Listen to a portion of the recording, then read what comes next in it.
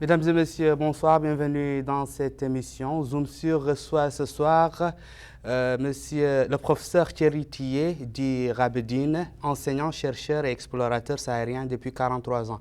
Il est accompagné à ma gauche par Ahmed Jeddou, président de l'association des guides touristiques d'Al-Adrar. Monsieur Thierry, bonsoir. Bonsoir et bonsoir à toutes les Mauritaniennes et les Mauritaniens qui nous écoutent. Donc, vous allez nous parler un peu de vous et de vos travaux quand on sait que vous avez fait le Tchad, le Niger, le Mali, l'Égypte, la Libye, l'Algérie, le Maroc et bien sûr la Mauritanie. Vous pouvez un peu nous parler de vos travaux et de ce que vous faites? Oui, effectivement, je suis un archéologue de formation, quoique maintenant à la retraite, puisque ça fait quand même maintenant 44e année que je travaille au Sahara. Je suis un archéologue, explorateur, et que j'ai eu la chance d'explorer tous ces pays sahariens, sauf le Soudan. Il ne manque que le Soudan à mon palmarès. Maintenant, j'ai été toute ma carrière un archéologue préhistorien, c'est-à-dire que j'ai travaillé sur les populations de chasseurs-collecteurs très anciennes, ces populations, au-delà de 15 000 ans, avant nos jours. Et aujourd'hui, je fais beaucoup plus d'archéologie moyenâgeuse et subrécente. Donc, pourquoi le choix de ces pays sahariens? Qu'est-ce que vous y trouvez? Ah, c'est une longue histoire. En fait, je suis l'élève du professeur Balou, qui nous a quittés depuis longtemps maintenant. Lionel Balou était directeur du Muséum d'histoire naturelle à Paris, et Lionel Balou était un préhistorien nord-africain et saharien. Donc j'ai été orienté au départ pour ce professeur. Et puis ensuite, j'ai fait mes deux thèses, dont ma thèse d'État, mon doctorat d'État, avec le professeur Camps, qui est un grand saharien. Maintenant, en 1973, Yves Coppens, qui avait travaillé au Tchad, qui a fait ses premières armes de paléoanthropologue, l'homme de Lucie, la fameuse Lucie, qui a beaucoup travaillé en Éthiopie et au Kenya, et a commencé ses recherches dans un pays saharien, en particulier le Tchad, et c'est lui qui, en 1973, m'a envoyé pour la première fois au Tchad. Donc, je rappelle que vous êtes en Mauritanie en tant que chercheur, mais pas en tant que touriste, Exactement. comme vous me l'avez rappelé lorsqu'on préparait l'émission. Donc, pouvez-vous nous édifier de vos travaux dans la sous-région de façon générale, mais en Mauritanie de façon particulière? Effectivement, je dois surtout à un organisme en Mauritanie et à une personne, c'est Madame la directrice de l'IMRS, qui fait un travail sensationnel de gestion de la recherche scientifique en Mauritanie. Et j'ai un devoir qui est pour moi un grand plaisir, c'est de pouvoir lui rendre compte de ce que je peux trouver ou de ce que je peux retrouver sur ce territoire mauritanien. Alors, en Mauritanie, en fait, je suis venu en Mauritanie avec une idée prioritaire, celle de répondre à un grand professeur qui a été mon maître aussi, qui était le professeur Théodore Monod, avec qui j'ai eu la chance de publier un livre en 1995. Et le professeur Monod m'avait demandé, en 91, m'avait dit, écoute, si tu peux, j'aimerais bien que tu puisses aller en Mauritanie, dans la Madjabat al-Kubra, plus exactement dans l'Ijafen, pour retrouver un site que j'avais eu la chance de voir en 1964, mais pour lequel je n'avais pas les moyens de le situer précisément dans la géographie. Donc les coordonnées précises. Donc j'ai ce devoir, toujours d'ailleurs, et à plusieurs reprises j'ai essayé de le faire à dos de chameau, puisqu'il est évident que pour trouver un site d'une dizaine de mètres de diamètre dans un territoire qui est grand, qui est énorme, il est évident qu'il faut y aller doucement et donc à la vitesse du chameau. Et comme le faisait d'ailleurs le professeur Monod. Alors j'avais déjà essayé de le faire il y a de cela 2 ans, en partant de Tichit, mais je n'avais pas trouvé suffisamment, d'abord suffisamment de chameaux, d'une part, et d'autre part, les chameliers qui acceptent de m'accompagner sur ce territoire qu'ils ne connaissaient pas. J'ai réessayé l'an dernier en partant de Chinguetti, mais là c'est moi qui ai fait l'erreur. En partant de Chinguetti, pour aller sur cette zone, il me fallait traverser l'ergue de Waran, qui est une grosse affaire. Est-ce que je m'en suis rendu compte moi-même, puisque je ne suis allé que jusqu'à Ogolet Mahdi, avec beaucoup de difficultés, ce qui fait que je n'ai pas pu aller jusqu'à l'endroit où je devais aller. Et puis cette année, j'ai réessayé, j'ai tenté ma chance pour la 3e fois, en partant de Tichit, avec les mêmes chameliers que j'avais sollicités il y a 2 ans de cela, c'est-à-dire 2 chameliers, le père et le fils Nemadi, qui cette fois-ci ont accepté, même s'ils ne connaissaient pas la région, qui ont fait confiance en mon GPS et qui ont accepté de m'amener avec leur chameau jusqu'à Lijafen. Donc, si je comprends bien, vous êtes sur l'héritage de Théodore Monod que vous n'avez pas encore fini. Oh, tout à fait, tout à fait. Donc, en dehors de vos travaux archéologiques en Mauritanie, vous allez nous parler de vos travaux archéologiques. Qu'est-ce que vous faites d'autre ici en Mauritanie? Écoutez, il est évident que quand vous sillonnez un territoire comme la Mauritanie, un territoire vaste d'une part, et d'autre part, un territoire où il y a beaucoup de difficultés de circulation. Pour la raison que manque d'eau, manque de moyens logistiques. Donc il est évident que sur ce territoire-là, en dehors évidemment des grands secteurs avec les villes, les circuits routiers, etc. aménagés, et dans les secteurs sahariens, désertiques, ça pose d'énormes difficultés logistiques. Donc il est évident que vous ne pouvez pas amener avec vous un spécialiste de chaque sujet. Donc il est évident que vous êtes obligé de tout faire. Un peu que ce que faisait d'ailleurs parfaitement le professeur Monod. Donc je fais un peu de botanique, je fais un peu de zoologie, je fais un peu de géologie, etc. etc. Et de l'archéologie évidemment aussi. Donc pour vos travaux en archéologie, où en êtes-vous? Qu'est-ce que vous avez découvert réellement? Écoutez, j'ai surtout travaillé en préhistoire et j'ai, comme je vous l'ai dit tout à l'heure, fait mes thèses en préhistoire saharienne. Donc j'ai surtout travaillé sur une civilisation particulière qu'on trouve au Maghreb et au Sahara, qu'on appelle la terrien. Bon, ça ne dira peut-être pas forcément quelque chose à tout à chacun, mais j'ai publié surtout dans ce domaine-là, dans des articles, plusieurs articles, et puis aussi des ouvrages. Voilà. Et puis j'ai aussi, à Niamey par exemple, collaboré au montage d'une grosse exposition qui est devenue une exposition, qui était une exposition temporaire, qui est devenue une exposition maintenant définitive, et qui occupe tout un bâtiment du musée de Niamey. Donc vous avez traversé toute la Mauritanie. Là, il y a une question qui me tient. C'est un grand mot. La majeure partie de la Mauritanie, plus particulièrement le nord.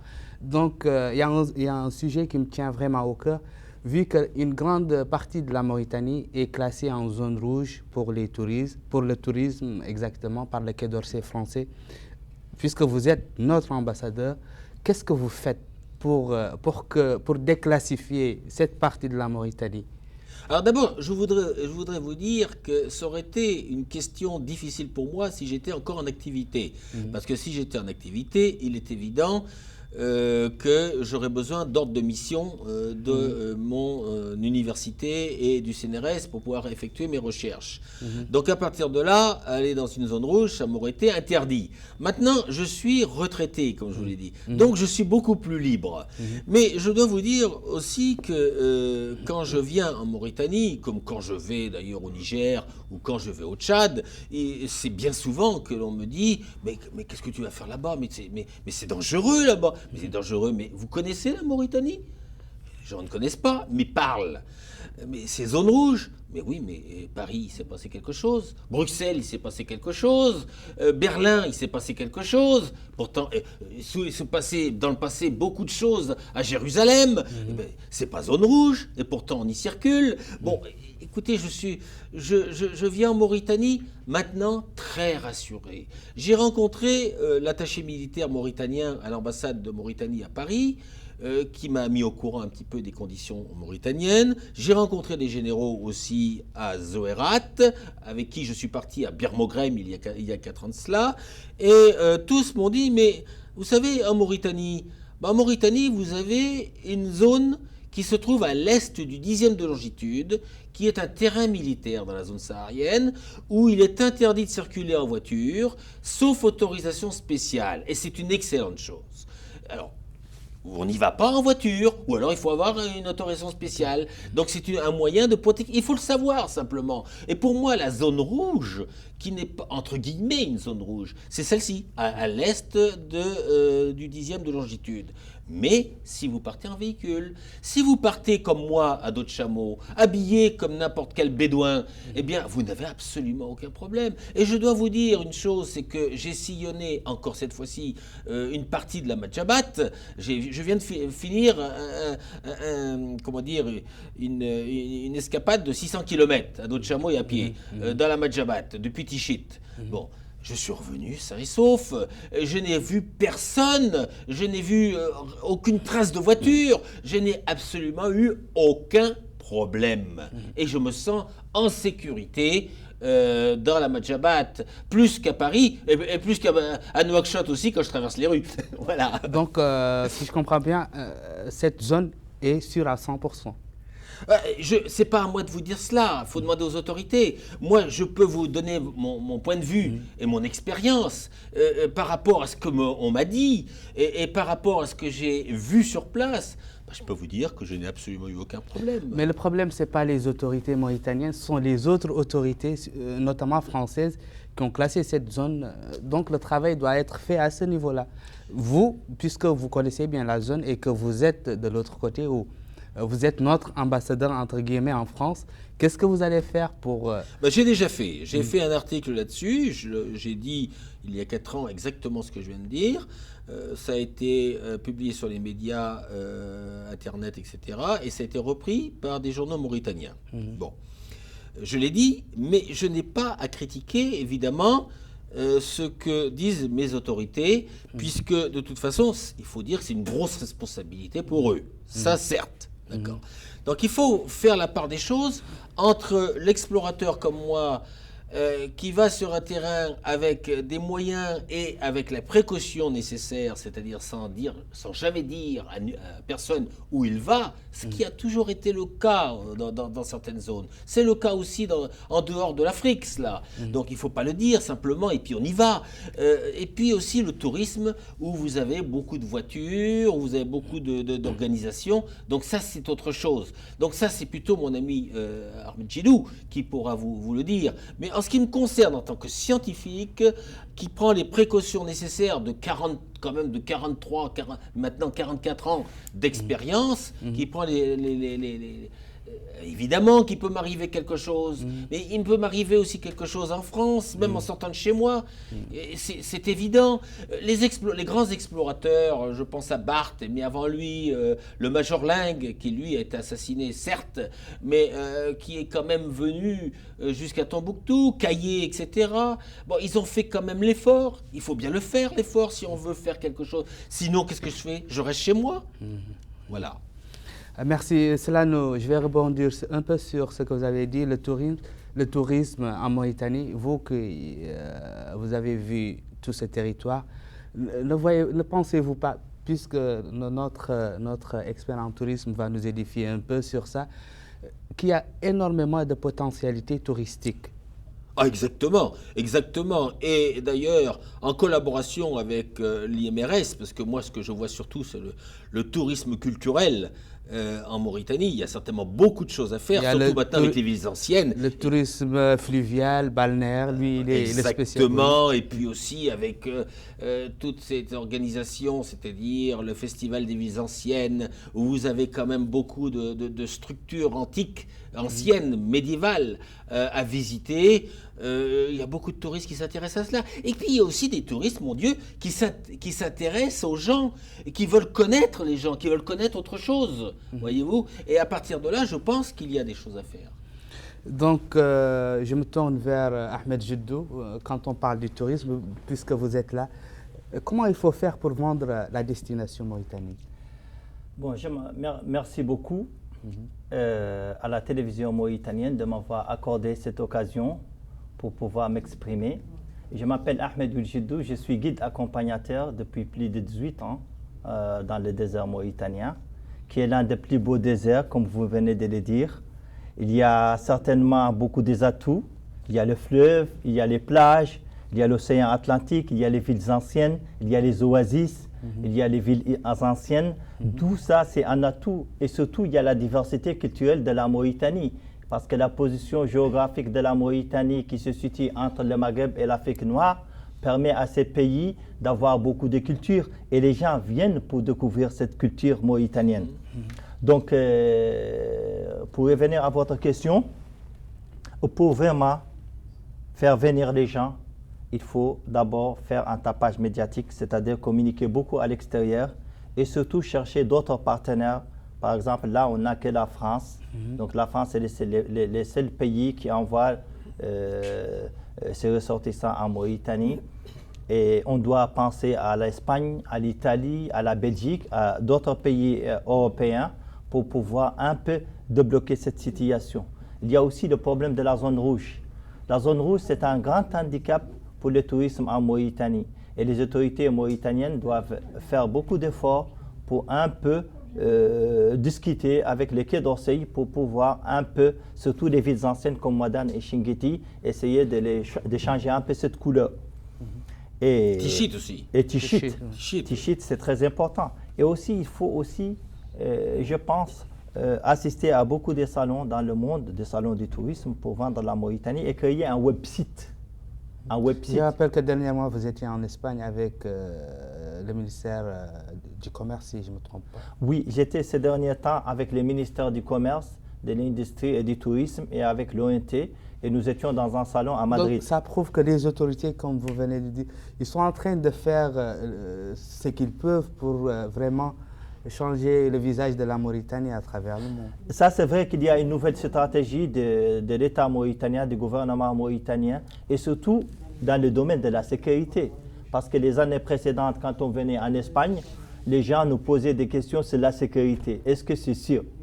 Cette année, les gens ne nous demandaient pas cette question. Ils nous demandent quels sont les endroits à visiter en Mauritanie. Et ça, c'est un honneur qui revient à l'État mauritanien par tous ces efforts qui ont été déployés par les militaires. Et il faut les signaler, c'est très important. La création d'un website pour promouvoir un peu le tourisme. Ça aussi, c'est une chose. Par exemple, l'ONT doit créer ce website qui va devenir un support de communication pour la Mauritanie. Et aussi, j'ai pensé au tourisme national parce que les Mauritaniens doivent visiter leur pays. Ceux qui habitent au sud doivent aller au nord, ceux qui sont au nord doivent aller au sud. Les Africains aussi doivent visiter l'Afrique. Par exemple, les Maliens doivent visiter la Mauritanie, les Sénégalais doivent visiter le Tchad et vice-versa. Et à partir de cela, ils vont tous communiquer. Si un Sénégalais vient en France, il parle de la Mauritanie, ça peut donner aussi l'occasion à des personnes françaises ou belges ou italiens de venir visiter la Mauritanie. Donc, si on va revenir vers vous, si vous avez d'autres recommandations. Okay. On tourne vers M. Thierry, qui avait fait, comme il vient de le signaler tout de suite, il avait fait 600 km, si je me trompe. Cette année, là, oui, la semaine dernière, j'y étais donc encore. Donc 300 km à pied. Moi, j'ai fait la moitié à pied, oui. Comment vous vivez dans le désert? Ah, comment on vit dans le désert? On vit, écoutez, comme tout à chacun qui vit dans le désert. C'est-à-dire qu'on n'a pas d'exigence particulière. Je ne vais pas regarder mon émission préférée le soir. Bon, il est évident que le matin, je me lève, ça dépend ce que je fais. Mais là, cette année, bon, c'était un petit peu décontracté. Je me levais à 6 h du matin, alors que souvent, je me lève à 5 h du matin. Mais là, 6 h, ça suffisait. D'autant plus que mes chameliers étaient des chameliers excellents et que les chameaux étaient déjà prêts le matin avant que je me lève. Donc, c'était parfait. À partir de là, bon, on prend évidemment le petit zrik du matin, le thé et puis quelques macaronis qui restent de la veille. Et puis voilà, et on part. D'habitude, je pars devant et puis mes amis me rejoignent au bout de 2-3 heures. Et ensuite, on marche jusqu'à destination. On regarde à droite, on regarde à gauche, on regarde à ses pieds. C'est bien qu'on a souvent la tête, les yeux tournés vers le sol pour voir ce qu'il y a. Non pas que l'on ait peur de ce qu'il y a, mais au contraire de découvrir quelque chose pour pouvoir le noter. Jamais je ramasse. Toujours je note, je photographie Si je ne peux pas interpréter comme une sorte de petite plante ou je ne sais quoi, eh bien je vais prélever une feuille ou une tige pour pouvoir la déterminer ensuite. Mais disons que voilà un petit peu la journée. On s'arrête un petit peu vers 13h pour la prière, pour manger quelques petits gâteaux, des petits biscuits, quoi. Et puis on continue jusqu'à généralement 3-4 heures de l'après-midi. On s'arrête, on installe le campement, on libère les chameaux pour qu'ils mangent. Et pendant ce temps-là, l'un des chameliers fait la cuisine, l'autre chamelier fait le thé. Et puis moi, écoutez, je passe mon temps à mettre mes notes à jour, à regarder un petit peu les photos que j'ai prises pour pouvoir leur donner une légende, regarder mes points GPS, regarder mes cartes et mes photos satellites pour savoir dans quelle direction je veux aller, etc. Et qu'est-ce que je vais faire le lendemain. Et puis voilà un petit peu ma journée. Et puis généralement, à 18h30, 19h, je suis au lit. Voilà, dans mes rêves. Donc, j'ai vu sur des travaux que vous avez fait, les images que vous nous avez envoyées, que vous avez fait de la prospection sur l'Elbe de Tichit, je pense. C'est pas l'Elbe de Tichit, je suis parti de Tichit.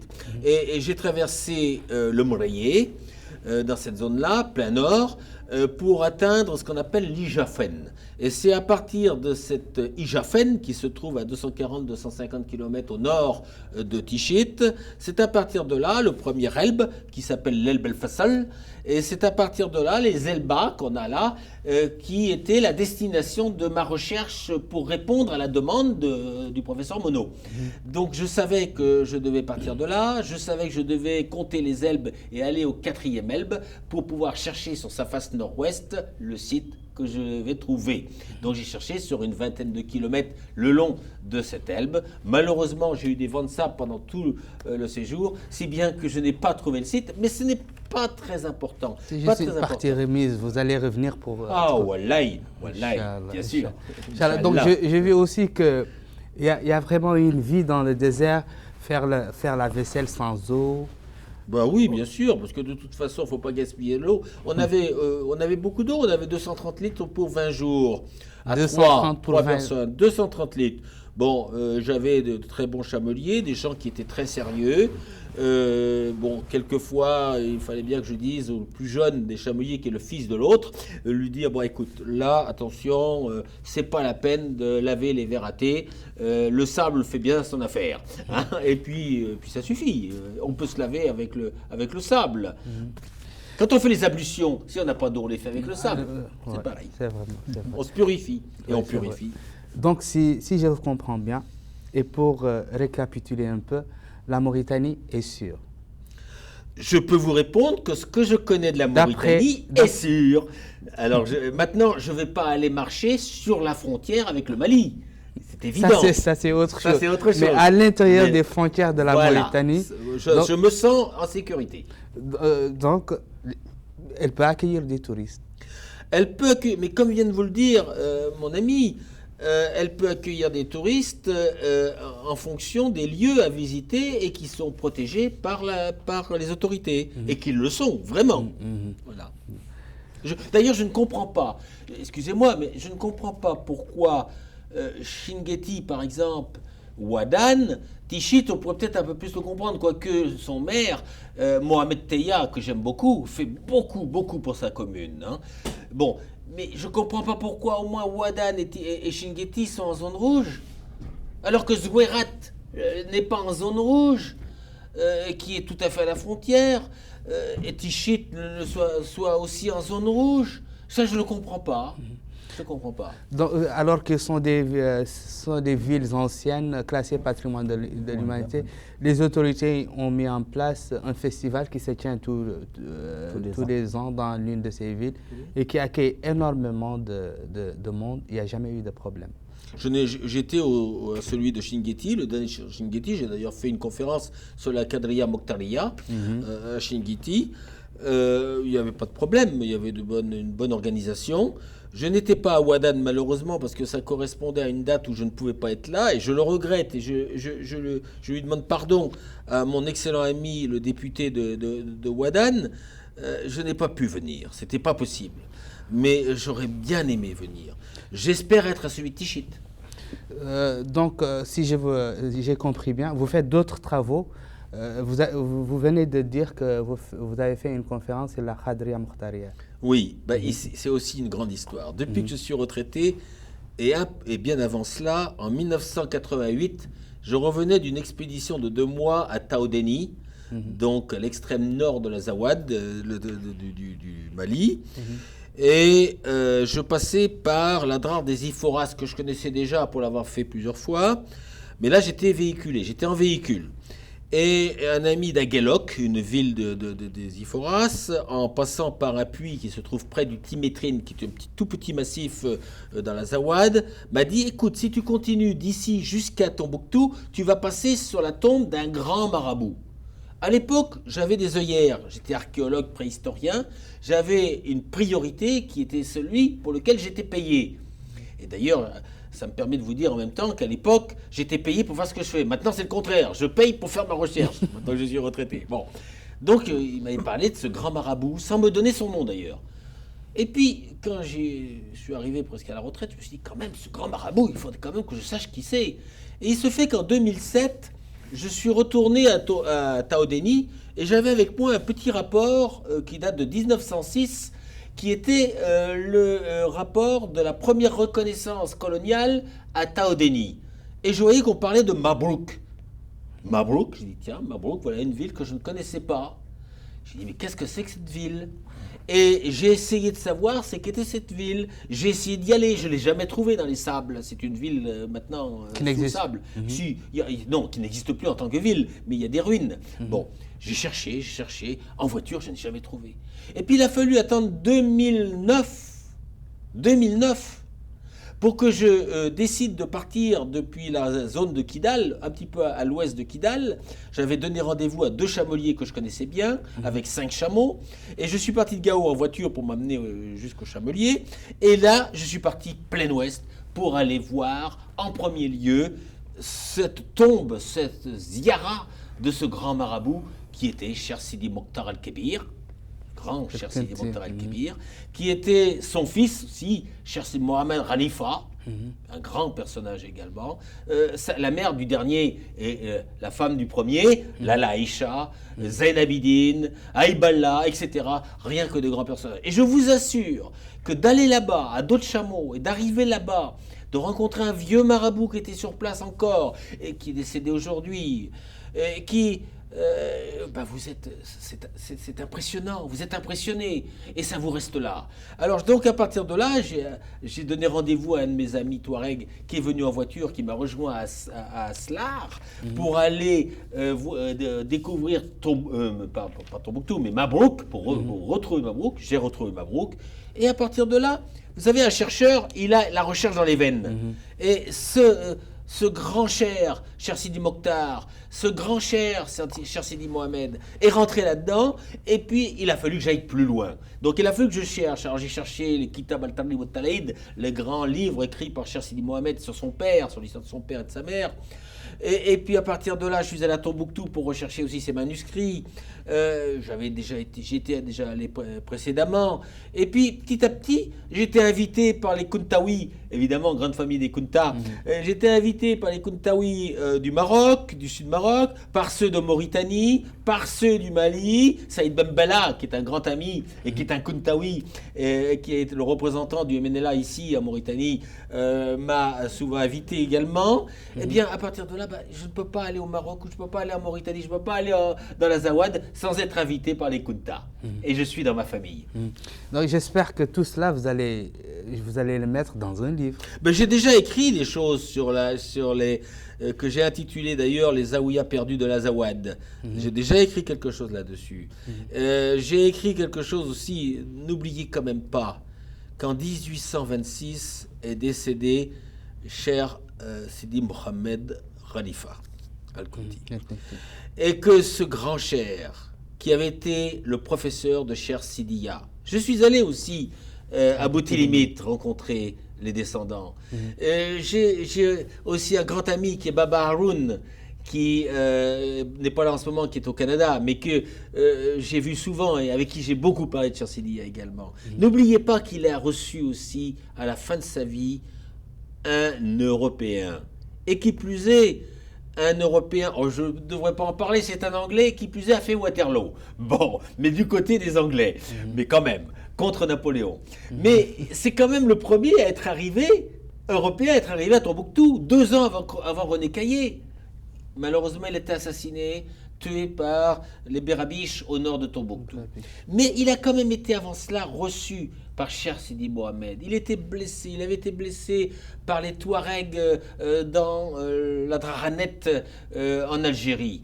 Il est arrivé à la Zaouïa de Cheikh Sidi Mohamed, à Ksar el-Cher dans la Zawad. Il a été reçu pendant 4 mois, soigné, sans qu'on lui demande quoi que ce soit sur sa religion, simplement reçu. Mais qu'est-ce que vous voulez dire ?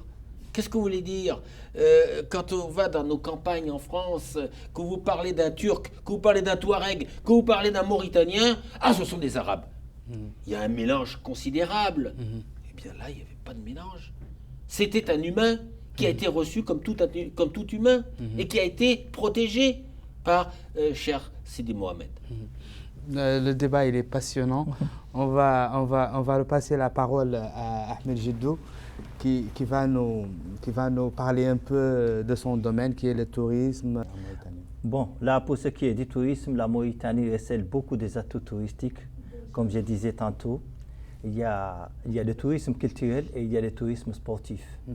Et l'aventurier trouve tout son compte ici en Mauritanie, que ce soit à pied, à dos de chameau, en moto, en voiture, donc en montgolfière. Donc tout est là. La position géographique de la Mauritanie lui donne quand même beaucoup de faveurs. À cheval entre le Maghreb et l'Afrique noire. Donc il y a aussi cette diversité culturelle que les gens viennent chercher en Mauritanie et découvrir. Et il y a aussi l'accueil et l'hospitalité légendaire des Mauritaniens. Parce que si on est bien reçu, on revient. Si on n'est pas bien reçu, on ferme la porte. Donc, je ne connais pas beaucoup, excuse-moi de te couper, mais je ne connais pas beaucoup en France, dans mon village, des gens, des campagnards, qui vont inviter un touriste mauritanien à venir boire le zrig. Alors qu'en Mauritanie, partout où vous passez, vous êtes invité à boire le zrig. Les portes sont ouvertes. Voilà. Vous nous avez parlé tantôt du tourisme en Algérie pour faire la comparaison. Oui, exactement. Le sud de l'Algérie était fermé sur la demande des Algériens, sur l'exigence des Algériens. Aujourd'hui, il se rouvre. Donc, s'il se rouvre, c'est qu'ils ont estimé que leur territoire était maintenant suffisamment sûr pour recevoir des touristes. La Mauritanie, c'est exactement la même chose. C'est exactement la même chose. Et la Mauritanie peut très bien, et le fait, peut très bien dire non, nous sommes ouverts à recevoir des touristes. Pas de problème. Non, mais et l'attente mauritanienne, elle est ouverte. On peut rentrer de partout. C'est un bon signe de l'accueil et c'est aussi un signe de l'ouverture de l'esprit vers l'autre. Donc, tous les ingrédients sont là pour développer, pour donner une relance au tourisme en Mauritanie. Et surtout, on a des espaces, on a du temps et on a du soleil. Et il y en a beaucoup qui n'ont pas ces 3 facteurs-là. Donc là, mon souhait, c'est que l'État mauritanien fait plus d'efforts dans le cadre de la promotion du tourisme par le biais de l'ONT, en créant un website et surtout aussi créer une banque de tourisme, banque de crédit, moi je l'appelle banque de crédit et du tourisme, pour essayer d'encourager tous les acteurs du tourisme, à savoir les aubergistes, les hôteliers, faire des formations pour les chauffeurs, pour les guides, pour les cuisiniers, et trouver d'autres partenaires, d'autres pays, parce qu'avec un seul produit, on ne peut pas développer un tourisme. Trouver d'autres partenaires. Quand je dis d'autres partenaires, c'est qu'il faut essayer de cibler l'Espagne, l'Italie ou les autres pays européens. Ne pas rester avec un seul produit. Pour l'instant, on n'avait qu'un seul produit, c'était le produit français. On n'avait que des touristes français. Si on y va sur d'autres salons pour essayer de récupérer d'autres touristes, Ça peut aussi donner une relance pour le tourisme, c'est que l'État est en train de faire. Quand on a assisté au Salon du tourisme, c'était ça, c'était faire un peu la promotion de la Mauritanie en Espagne. Et surtout, on a beaucoup de relations avec l'Espagne, des relations très historiques. Parce que les Almoravides, ils sont partis de... Exactement. Je suis né à Poitiers, alors j'ai peut-être un peu de sang almoravide. Hein. Les Almoravides, ils sont partis de... Ils sont partis d'Azougui et ils ont fait leur conquête. Et d'après une version, ils ont été arrêtés en 732 à Poitiers par Charles Martel. Voilà, il paraît. Il paraît, c'est l'histoire. Voilà. Donc aujourd'hui, je suis gâté, je reçois un cours d'histoire sur le plateau. Et vous pouvez venir à Poitiers, maintenant on ne va pas vous rejeter. Donc, au cours de votre expédition, il y a des Mauritaniens, à part vos chameliers, qui vous ont aidé, Exactement. Qui vous ont facilité la tâche. Et je ne peux pas les oublier. Ça a été le cas dans tous les pays que j'ai côtoyés. Il y a les autorités d'abord, et vraiment je pense évidemment au gouverneur, le Wali, disons, de la DRAR, qui m'a aidé, que j'ai rencontré l'an dernier. Je pense aussi à ceux qui font quelque chose pour développer le tourisme culturel. Je pense à Khalilouta, qui a monté son petit musée, qui demande beaucoup de travail encore, beaucoup d'aide pour être développé. Et je pense qu'avec l'IMRS, il pourrait faire quelque chose. Bon, il a essayé d'avoir un minimum de formation dans mon pays, qui est venu dans ma région d'ailleurs pour cela, qui est très connu pour la préhistoire. Je pense également à tous ceux qui me reçoivent ici. Je pense à Mohamed Teya, à Tichit, qui a énormément fait pour organiser mes expéditions. Je pense également aussi à ceux qui me reçoivent ici, c'est-à-dire ma famille Kuntawi. Et vous avez, je parlais tout à l'heure de Cher Sidi Mokhtar, mais vous avez ici un cercle culturel, Cher Sidi Mokhtar, qui fait beaucoup. D'ailleurs, son directeur part demain soir à Tamanrasset pour faire une conférence. C'est Sidamar, mon grand ami Sidamar et frère Sidamar, et ils font beaucoup pour développer la connaissance, disons, de cette Kadriya Mokhtaria et de toute cette culture soufie qui est une culture... J'en ai connu d'autres. Je suis allé à Jarboub sur les traces de Cher Sidi Mohamed Senoussi. Je suis allé à Koufra, en Libye aussi, sur le tombeau, la tombe d'El-Mahdi, Cher El-Mahdi, le fils de Cher Mohamed Senoussi. Je suis allé sur d'autres, j'en ai vu d'autres, Cher Mohamed Fadel, à Baïdi. Je suis allé aussi sur les ziyarats de Cher Maïlanim, donc au sud Maroc, etc., etc.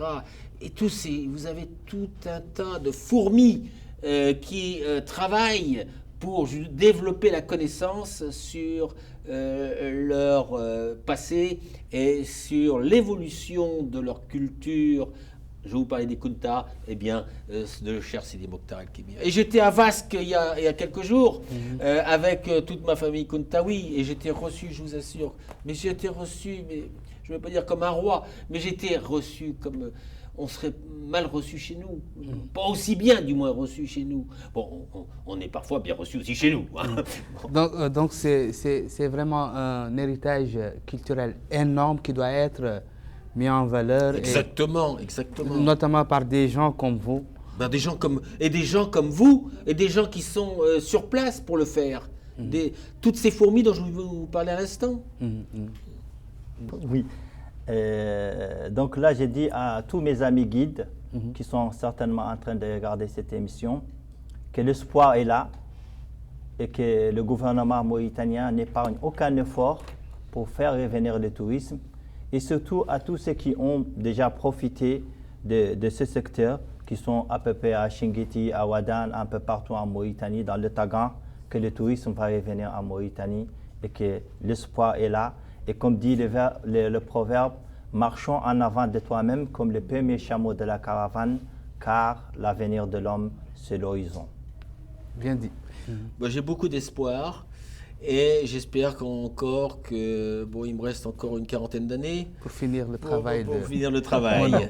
Alors donc, avec mes amis qui, eux, vivront encore plus longtemps que moi parce qu'ils sont plus jeunes que moi, donc j'espère que nous arriverons à faire tout ce que nous souhaitons faire. Donc c'est tout le mal qu'on vous souhaite de vivre trop longtemps, nous aussi. Donc sur ce, c'est la fin de cette émission. J'étais très honoré d'avoir reçu le professeur Thierry Tillet, qui est chercheur, archéologue et professeur, et Ahmed Jiddou, qui est président des guides de l'ADRA.